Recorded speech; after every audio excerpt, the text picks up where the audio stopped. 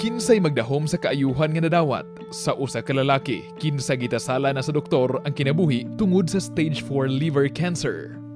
At nga ito nga time, ma-enjoy na lang ako. Kung bilin nga kinabuhi. Nga kauban akong pamilya kay hindi ko gusto mamatay sa ospital. Kasubo, kahadlok, ug way paglaom. Kini ang nabati ni Jervis Pinales sa dihang nagbaton sa maong sakit.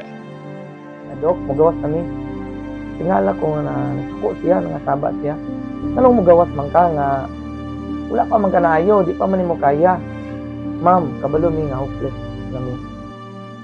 Unsay milagro sa Ginoo sa kinabuhi ni Pinales. Faith versus fear. Kini ang atong sayron karong Semana Santa sa DXDC 621 RMN Davao.